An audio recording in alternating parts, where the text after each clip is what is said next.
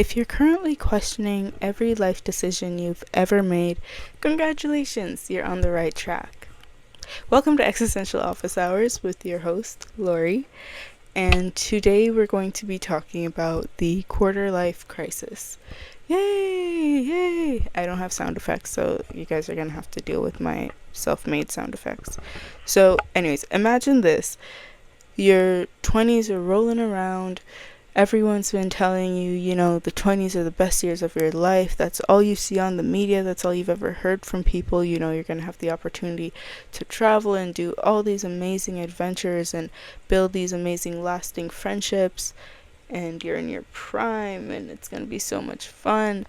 Your 20s rolls around. Clock strikes 12. And you're in your bed, wallowing, having this huge weight placed on you, which is the quarter life crisis. Yeah. In case you didn't know, that was my story. That was for me. And before I get more into that, I just wanted to explain what a quarter life crisis is. I think it's pretty straightforward, but we won't make any assumptions here. So I got this definition from Google. The quarter life crisis is a period of uncertainty, self-doubt, and soul-searching that many young adults experience in their 20s as they navigate the transition into adulthood to grapple with financial, relationship, and career expectations. Now, I don't know if anyone else has experienced this quarter life crisis, but it's not a fun time. No, it's not a fun time. Like I said, for me, that was my experience, and it's super scary. It's super scary because, no one really talks about the quarter life crisis. I've only ever heard of like the midlife crisis where, I don't know, people do some crazy stuff and they buy a whole new car, something extravagant to kind of grapple with, I guess, turning 50 or however. I don't know. I'm not midlife right now, but no one's ever shed any light on the quarter life crisis, and it's something that's very real. I experienced it at 20, and I feel like we might even continue to experience it as life goes on. So yeah, that was my experience with that, and I'm gonna be getting into it a bit more. As you can probably tell, I'm not a huge fan of my birthday. I can get into the details of that in a later episode. But yeah, I was there on my birthday and just wallowing, spiraling, having these huge heavy thoughts about what I'm doing with my life at 20. Could you imagine that? 20. Well, you can probably imagine that if you're here, but it was a lot. So it was just a lot of me thinking about what I'm doing with my life in this moment. And then I also had that feeling on top of feeling depressed and not really having anyone that I could reach out to, or at least myself was telling me that I have no one that I could reach out to, which might not be true. So yeah, but let's unpack this whole quarter life crisis because I really want people to feel heard and seen and maybe just take away something from today that they might have thought they were the only ones experiencing. So my quarter life crisis, at least, was really centered around what I'm doing with my life, and that encompassed so many different facets in terms of career, my future, what looking happy would be like, whether I want children or pets or whatever, and of course financial structure, that I just had this huge feeling of uncertainty about. So on top of that, I was also still in school, and I feel like being in school, obviously it's great, yay, I'm in school, but you really don't have, or at least at 20, you really don't have that idea of what your life would look like once you graduate. And now I've graduated, so I can speak on that also, but I think at the time, people are, or at least I could not even like fathom myself like outside of school and what I would be doing with my life to like make myself better and like have my stable future that I want, like, and be comfortable financially and all these lavish amazing things that really aren't that lavish and amazing. It's just like the bare minimum. But yeah, I really couldn't fathom that. And on top of like still being in school, like I said, I was doing my undergrad in psychology at the moment. I've graduated. Yay! Yay! I'm no longer in school, guys. I don't know if you can tell, but I was doing cartwheels on my graduation day. No, I loved my school. I loved my program. I loved my profs. But yeah, I'm done. I'm done. Okay, enough about me being super excited about being done school. If you're not done school, don't worry. You'll get there. Push through. Push through. You got this. But yeah, so it was just a lot of wondering whether I was in the right field. And even if I wasn't in the right field, like, what am I gonna do? I just took out a bunch of money from the government of Canada to be in this school. And like, even if this isn't the path for me, I was in psychology, what is the path for me? I don't know. Should I ask ChatGPT? I don't even think ChatGPT was around then. Guys, I really like ChatGPT. But anyways, yeah, it was a lot. And I was doing that and also working my, like, not minimum wage, but it was pretty close to minimum wage job. And I'm like, I really don't want to be in this job forever. But, you know, I can't really see myself somewhere else, like, even once I graduate. And so I was just like, you know, what do I do? But on top of like my career and not knowing what I want to do, because psychology is like very multifaceted. You can go into so many things. You can go into clinical research, HR, like there's a lot of things you can do with psych. But a lot of psych people know that or if you probably want to make like a lot of money with your degree, you have to get like further education, which means doing your master's. And that's like an added pressure on top of like already not knowing what you want to do with your life. Now you have to know what you want to do with your life and commit to that thing you don't know what you want to do with. So yeah, it was really tough for me. And on top of that, it's like also like me thinking like, am I doing this just because like everyone told me like go to school, graduate, get a job, have a family? Like, you know, am I just like going up the steps and checking off boxes, or is this actually something that I want to do? And I had to sit with myself and I had to think about that, because I'm like, what if I just want to like run away and go to the woods and live on the beach, live 5 steps away from the beach and cut all ties with the Western world? Clearly I didn't do that, but it's a thought that I was having. Like, what if I want to live for myself, and what does that look like? And does that look like what I'm doing right now?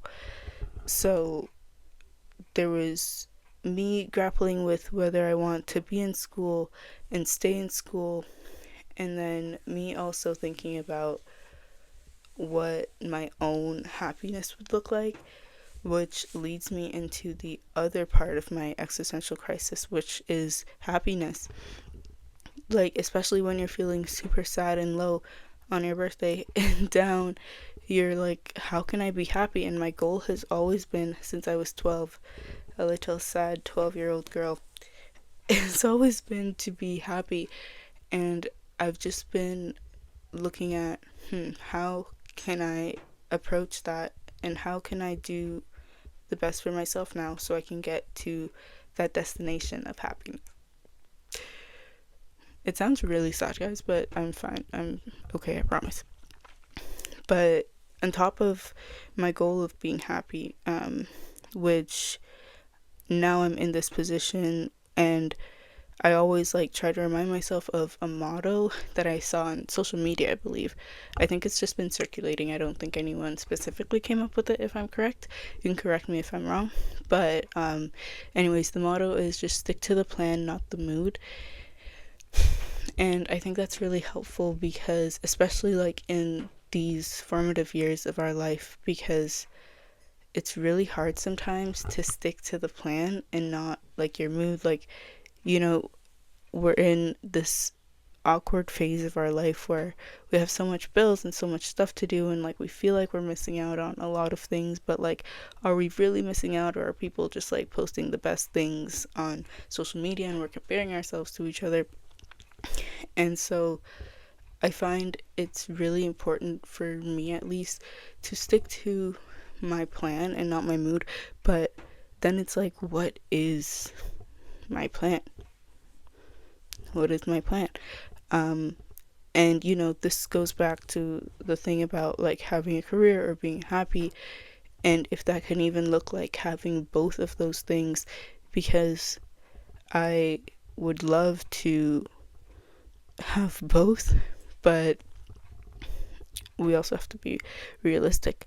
And even if you can't have both, it's just looking at, or rather making the correct steps and having an actual plan to do something that makes you happy, or makes me happy at least.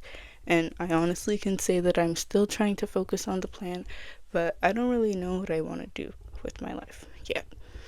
I love my job, I love where I work, and I'm super duper thankful for that, but I find I'm still like going through the thoughts I experienced with my first existential or quarter life crisis, with not knowing what I'm doing.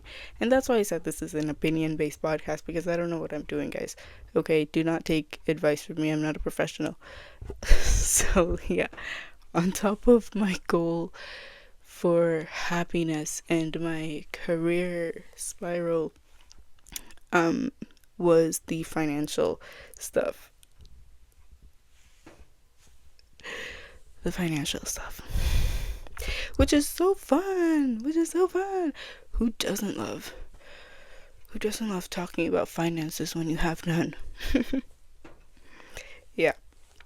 I don't have the best relationship with money, or at least I definitely didn't have the best relationship with money when I was in my 20s, or turning 20.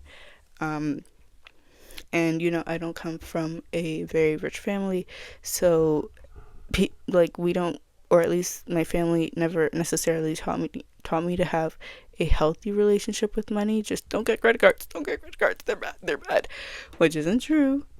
There could be good debt and bad debt. You just have to have the enough restraint to control your credit card purchases, which is hard. It is hard when we live in a day and age of consumerism, and everything is being sold to you. Like, everything is being sold to you always. And TikTok is a lovely platform that loves to help people go bankrupt. So yeah, on top of like having like my bills and like student loans to pay back, which I'm like, government, why did you give me that much money in the first place? Maybe you need some financial literacy training. Now you want me to pay it back? You're not getting it back. Anyways, and car expenses, and like, yeah, car expenses is a whole lot. I don't even want to think about that, because whenever my car starts making a new sound, I just blast that music. Yeah, not today. I'll give you an oil change, but I'm not nothing else. Like, that's it. Car wash. You're good. Oil change in a car wash and you're good for the next season.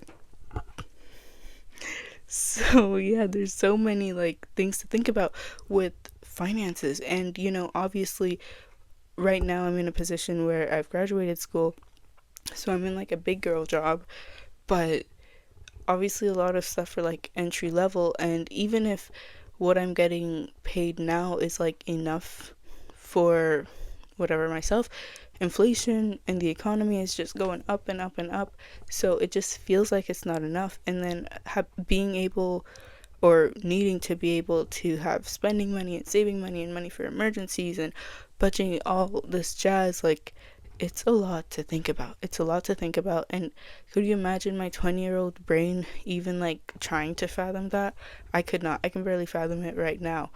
And on top of my horrible relationship that I used to have with money, I've definitely seen an improvement, because when I was in high school, little story time, super duper quick, I would go shopping twice a month, like bi-weekly, because the mall was on my way home, and every Friday, like every other Friday, we would have a math test that I would fail religiously. Okay, maybe I passed like once or twice before I dropped the course, because my school was not semestered, and that means we had math like one semester and like another math course the second semester called AFCalc. The Hagians will know what I'm talking about. Anyways, it was brutal. It was absolutely brutal. And to cope with my horrendous mathematics skills and learning a new unit in math in 2 weeks and being tested the last day of that 2 weeks, I would go shopping. And I would shop till I drop, until also my paycheck drops. Yeah. Mind you, I wasn't even getting paid that much, so I don't even know. And I didn't have a credit card. I have no idea. Anyways, so it was not, it wasn't cute. It wasn't cute. I was buying rings all the time. My rings were stacking up like fucking Thanos, okay? I don't know if I can swear on here, but I just did, so oh well. But yeah, I can now confidently say that my finances has gotten better, but it's like, regardless, it's a lot to think about. And then thinking about like in the future, if I'll like ever be able to like pay off these big bills like OSAP and just like other stuff, and having disposable income, um it's really scary for me. And there's so much to grapple with in these years. Like, I always wonder, like, do I have enough money saved that the average 22-year-old should have saved? Do I have less than that? Am I on the right path there?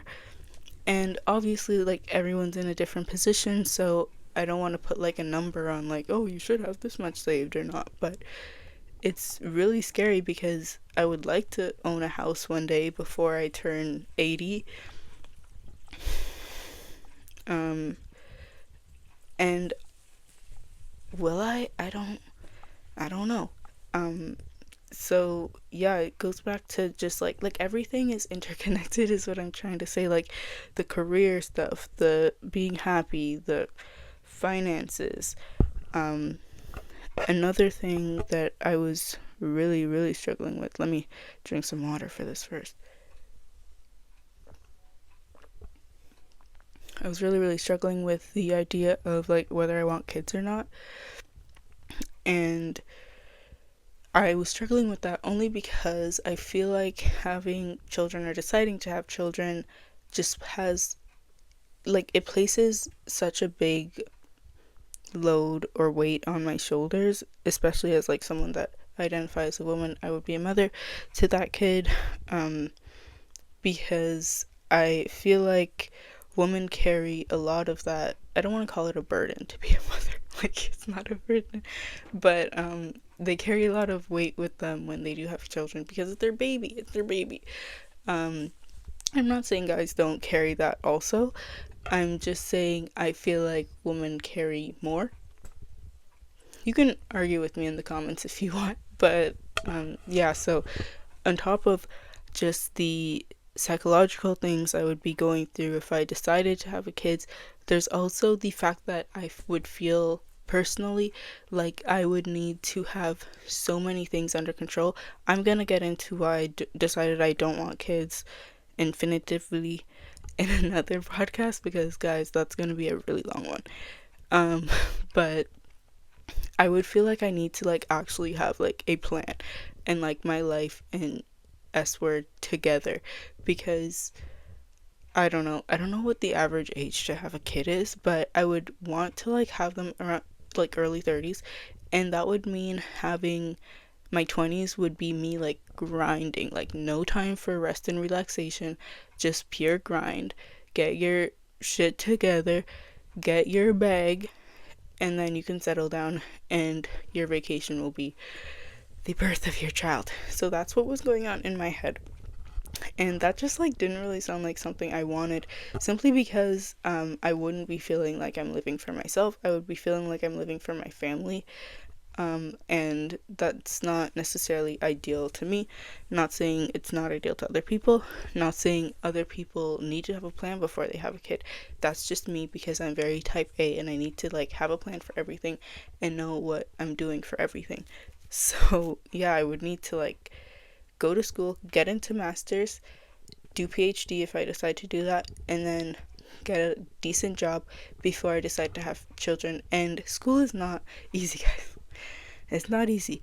And so having like practically zero break in between having my body do this huge task did not seem ideal for me at the moment. But, you know, at the time when I was going through this quarter life crisis, I didn't know that. So I was like, shit, I need to like get my shit together. I need to start applying for masters and, you know, have this baby. Oh, gosh. It's like stressing me out just thinking about it. But there was just like so much stuff that is encompassed in the quarter life crisis, simply because there's so much left up in the air that no one really knows about and like knows the right steps to make. And you know, you can ask for advice, but at the end of the day, it's your life, and your life isn't gonna be the same as someone else's life. So yeah, that's great. And I think, as I was saying earlier, the whole like idea with socials and now TikTok being created. I don't know when TikTok was created, but it was created recently, and just like ingesting that content, ingesting like the content on Instagram or socials, of people just like living their best life and only showing the good in their life. Not to say people should show the bad in their life, like it's their own platform, they can do whatever they want, but it's not the greatest when you're going through a quarter life crisis or just an existential crisis, any crisis probably, honestly, because your mind is like telling you like you're not doing good enough, you're not enough, and you just feel like even more shit than you did originally. So yeah, that burden of like comparing yourself to others, the burden of the financial struggle, the burden of not knowing what's to come, not knowing if you'll ever be happy, not knowing what you're going to do after school or if you want to work, not knowing how your family will look like in the future, if you'll even have one. You don't want to be alone forever, but do you want this big family? It was a lot for me. So that was what my existential slash quarter life crisis looked like. I don't know what yours will look like. I'm interested to know. But this, like, thinking about all this stuff, like, is just a lot. It creates this really toxic cycle of just, like, overthinking all the time, every single thing. And you can't be happy like that. You really can't. It's a lot. So yeah, that's what went through my mind. That was a lot, but yeah, we overthink here. So welcome. This is the real me. In hindsight, I realized that no one really knows what they're doing, which doesn't really help, you know? Doesn't really help. I guess it's kind of refreshing, but you know, no one knows what they're doing. So it's like when you find out like the president doesn't know, or you know, prime minister, whatever, like no, even adults like don't know what they're doing. It's like, oh, that's great, but it's also like, what do you mean?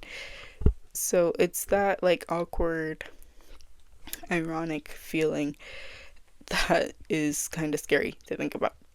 But recognizing that I'm on this path and just like questioning like if I actually want to be on this path, or if I'm just like on this path because society is like, go to school, graduate, go to post-secondary, get married, have a family. Like, like thinking and having that awareness and acknowledgement of, do I want this? Like, I'm thankful for that, and that I'm able to critically think about that stuff, because I think it is important, and I think it's important to like have these discussions. And even though it's like a really, really hard feeling to feel, I think I'm still thankful for it, and it's something that I continue to think about. And I think about like deviating from that path too all the time. Sometimes I think if the societal norm was to not have kids, I would be like, yeah, I want kids. I want kids. Not because I'm an attention seeker, just because I like to play devil's advocate. But you'll see more of that in later episodes. So yeah, I also find that I continue to think about that. I'm literally only 2 years older than I was when I was 20, when I had that quarter life crisis. But I continue to face some of those challenges with like money, and like, am I saving enough, and being hard on myself if I spend an extra $20 on, I don't know, this pair of shorts that I really like because I have none. And I try to give myself grace with times like that, and try to be super aware of what I'm doing with my money. But I also try to be aware of like doing things that'll make me happy, and doing things that'll make me happy in the long run, and making the right financial decisions, and not comparing myself, and you know just all the themes that I brought up. And like career wise, I try new things and volunteer and do things that I feel like will benefit me, or even just warm my heart, because I think, and in the end, that is really kind of what matters. And I just want to like make sure that I'm doing things that make me happy, and makes me feel like I'll be happy about it, and come out a better person about it in the future. So yeah, this was a lot. But thank you guys for sticking it through. Like I said, this is purely an opinion based podcast, not an advice podcast. Do I have the answers? Absolutely not. No. And if you relate to any of this, you should probably be in therapy. Yeah. But I also don't want you to feel like you're alone. Obviously, I know therapy is expensive. So, yeah. But I want you to feel like you're not alone in these moments. And even if you should be in therapy and you're not, that's okay. This is an experience that a lot of people have, from what I've been told, and it's probably normal to have this. It means that you care about your future, and if you don't have quarter life crises, maybe you don't care about your future. No, I'm kidding. But yeah, so just make sure you don't feel alone in these thoughts. You're not the only one going through this. I love you. I hear you. I'm here for you. Please don't feel alone. And yeah, feel free, everyone, to DM, comment, like, share, do whatever you want to do. Don't share if you want, because I'm really interested to hear about everyone else's quarter life crises, or if I'm literally actually the only one that experiences this. But please don't make me feel alone in this. So yeah, I'm interested to hear, and the challenges you faced with just grappling with these feelings, and all that wonderful, it's not wonderful, and all those feelings. So this is me signing off. If you're spiraling, same, and I'll see you next time. Bye, everyone.